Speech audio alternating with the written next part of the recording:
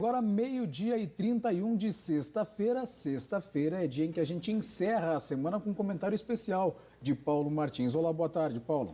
Boa tarde, boa tarde. Olha, a mentira é uma depravação. E depravação significa, entre outras coisas, falta de rigidez moral, de decoro. Eu digo isso em razão de estar se avizinhando uma data histórica que dissociados da verdade insistem há anos de chamar de golpe, o golpe de 31 de março, praticado por militares. Nessa afirmação, envolvendo a posição de militares, juntam outra depravação em torno do que se conhece por revolução. E explico. Primeiro, que nem o dia certo do movimento que inspirou a tomada de posição contra a tentativa de implantarem o comunismo do Brasil, os acusadores sabem.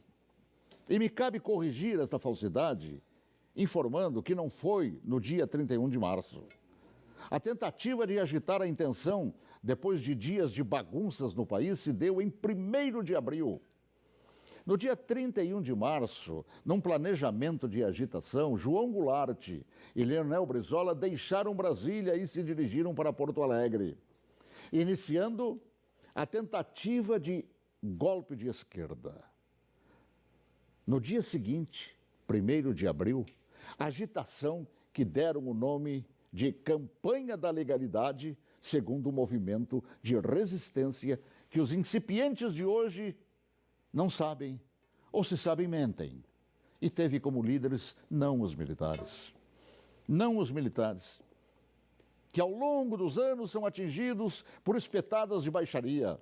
A liderança daquele movimento revolucionário pertenceu a civis que inspiraram o povo brasileiro a sair às ruas aos milhares em todas as capitais, em passeatas que ficaram conhecidas como Marcha da Família com Deus pela Liberdade. E os civis que promoveram e lideraram a revolução foram os governadores, civis, repito, do Paraná, Ney Braga, de Minas Gerais, Magalhães Pinto, da então Guanabara, Carlos Lacerda, do Rio Grande do Sul, Hildo Meneghetti, de São Paulo, Adhemar de Barros, de Santa Catarina, Celso Ramos, além dos jornalistas Roberto Marinho, do Globo, e Assis Chateaubriand, dos diários e emissoras associados, esta última empresa para a qual eu trabalhava.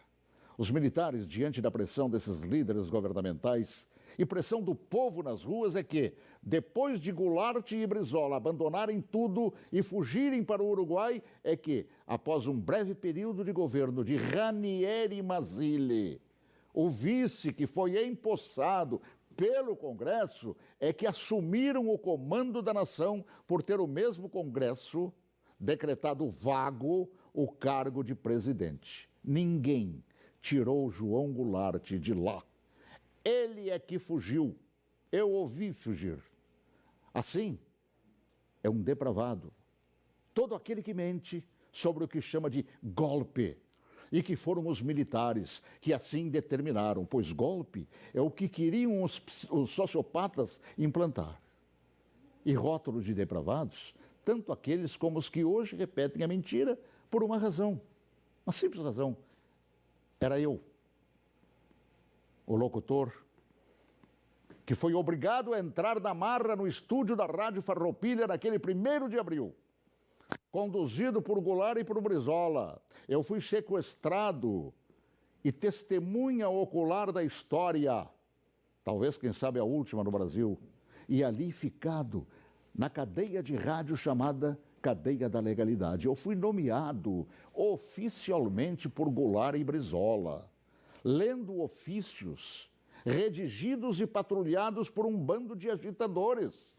Eu acompanhei toda a história, também depois, através do tempo, e todos os seus capítulos não cabem aqui. Mas digo mais, todos os jornais brasileiros apoiaram os governadores civis, líderes daquele movimento, assim como apoiaram os militares depois que assumiram para botar ordem no país. Todos os grandes jornais brasileiros, com exceção do chamado última hora. E os militares, após assumirem e resgatarem a ordem atropelada pelo comunismo, transformaram o Brasil, naquela época da 49ª economia do mundo, na 8ª economia do mundo.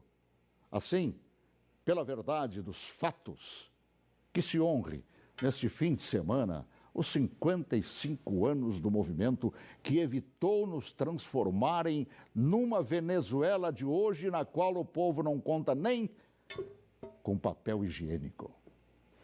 Boa tarde, se Deus quiser, até logo mais, às 18h40, com espaço de ponto de vista. Olha que eu conheço inúmeras histórias suas, Paulo Martins, mas essa eu confesso que eu desconhecia. E essa é verdade porque eu fui testemunho ocular de tudo. A gente que estuda jornalismo tantos anos ouve falar de diários associados. Jamais imaginei, Paulo, que você estava lá testemunhando tudo isso. Estava lá, no batente, cobrindo, inclusive, isso que hoje mentem por todo o Brasil. Paulo, escreve um livro que eu quero ler.